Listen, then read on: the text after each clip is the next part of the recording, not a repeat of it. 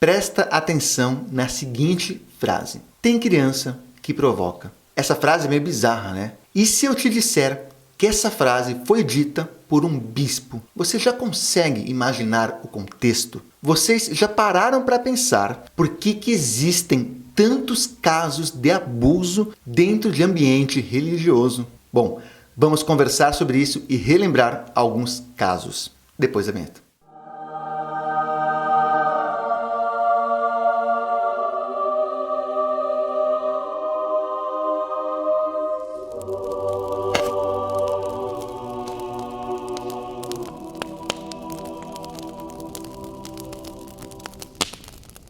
Fala pessoal, meu nome é Nicolas, eu sou um neuromágico.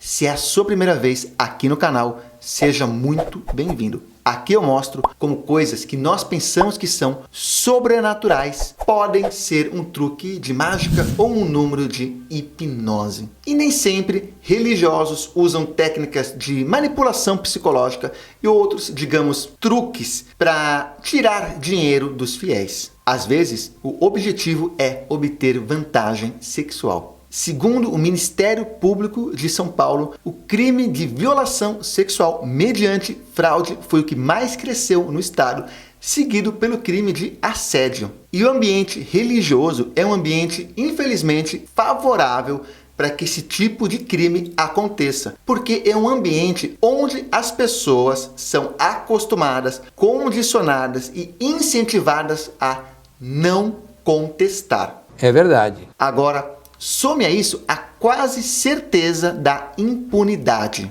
Até hoje, vítimas, ativistas, advogados e psicólogos reclamam de um ambiente que é extremamente favorável ao abusador e muito desfavorável para as supostas vítimas. Aliás, é um ambiente que penaliza quem arrisca a denunciar algum crime desse tipo. No lugar da fé, fica a frustração, o medo, as incertezas e a pertinente pergunta: por que no Brasil é tão fácil um religioso abusar e tão difícil dele ser punido? Boa pergunta. Bom, com certeza um dos fatores é a já conhecida morosidade da justiça brasileira. E um outro fator é que existem poucas pessoas dispostas a denunciar que sofreram algum tipo de situação dessas, que passaram por algum tipo de situação dessas. Segundo a promotora do Ministério Público de São Paulo, apenas 10% das vítimas chegam a fazer algum tipo de denúncia. Eu acho interessante nós vermos quem são as vítimas. Segundo dados do COAME, Combate ao Abuso no Meio Espiritual,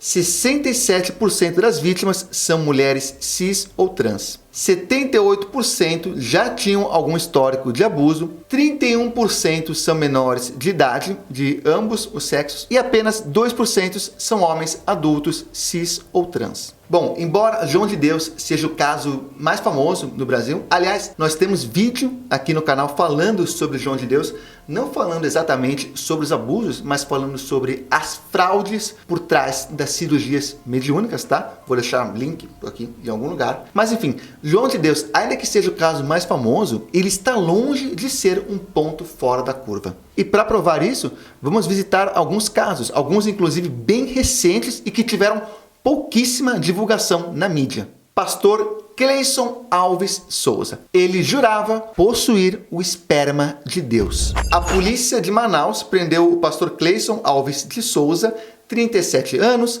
sob a acusação de abusar de duas obreiras, uma de 15 e outra de 17 anos. Segundo as vítimas, ele dizia possuir o esperma de Deus e que deveria ser engolido para purificar a alma. Uma das vítimas relata que foi obrigada a assistir um vídeo dele, do pastor, abusando de um garoto de 11 anos usando um cabo de vassoura. Essa mesma vítima relata que o pastor sempre dizia que por ele ser pastor, ele tinha o direito de possuir o corpo da fiel que ele quisesse. Um pai de santo foi condenado a 79 anos de prisão por estupro no Paraná. Obviamente, ele não vai cumprir os 79 anos. O Ministério Público do Paraná, a partir da primeira Promotoria de Infrações Penais contra Crianças, Adolescentes e Idosos de Curitiba, obteve a condenação de um homem denunciaram por estupro,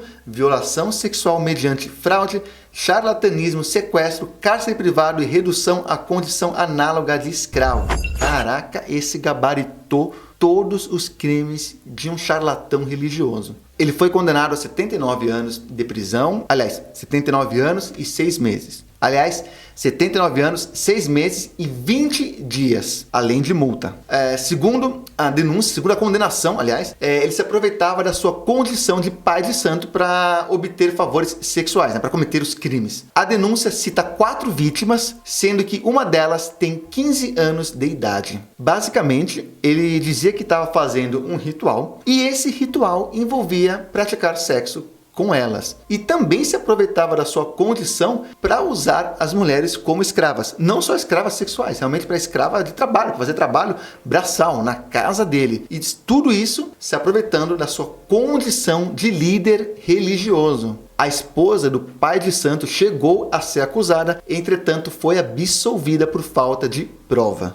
Que bizarro. E aqui você vê aquela velha característica de não questionar. Ou seja, você coloca uma pessoa, uma moça inteligente, em uma situação absurda que em qualquer outra situação ela perceberia que aquilo está errado, só que como acontece dentro de um ambiente religioso, a pessoa simplesmente não questiona. Se qualquer outra pessoa, se no trabalho dela o patrão mandasse ela fazer algo análogo à escravidão ou torturasse ela, como consta aqui na condenação, ela automaticamente perceberia que aquilo está simplesmente errado. Agora, como é dentro de um ritual religioso, a pessoa infelizmente não questiona. Bom, como foi dito, denunciar algo assim sempre exige coragem. E a pedagoga Tatiana Badaró, 33 anos, teve essa coragem. Ela conta ter sofrido abusos por mais de 10 anos, os abusos vindos de um grão-mestre da maçonaria da Bahia.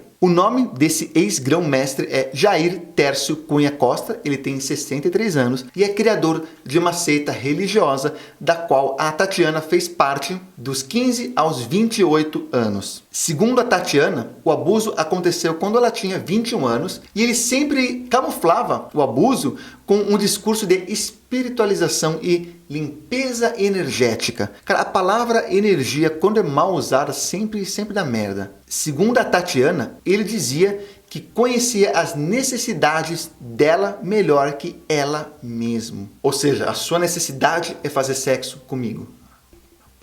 Mais uma vez, uma alegação que é simplesmente absurda e que é aceita porque é dita dentro de um contexto religioso. A Tatiana conta que levou 5 anos para que o Ministério Público aceitasse a sua denúncia. E depois que ela fez essa denúncia, outras mulheres resolveram fazer o mesmo.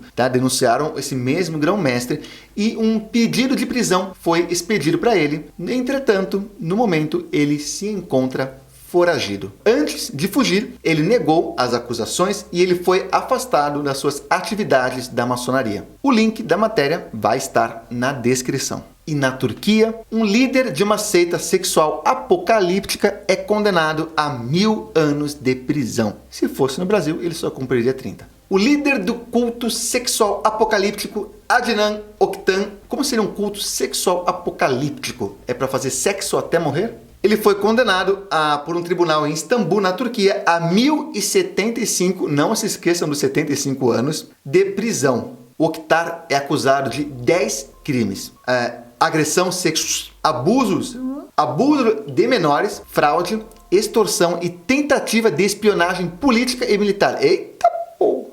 O Oktar tem 64 anos e a sua seita foi considerada pela promotoria uma organização criminosa.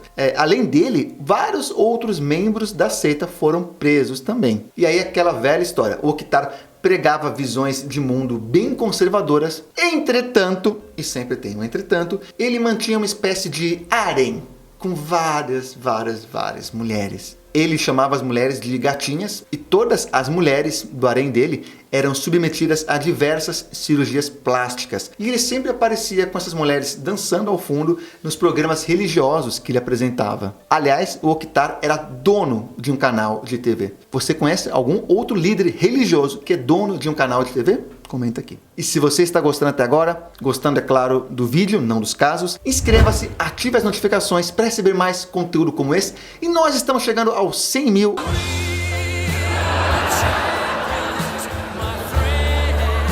A sua inscrição, o seu compartilhamento é muito importante.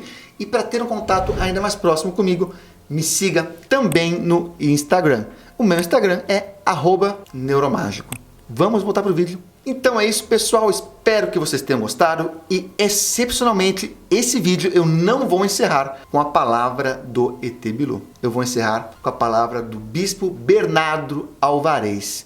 Segundo ele, tem criança que provoca. E ele falou isso, obviamente, referindo-se a... Bom, vocês já conseguem imaginar, não é isso? Pessoal, vou deixar aqui outros 2 vídeos que eu imagino que vocês também vão gostar. Muito obrigado, até o próximo vídeo.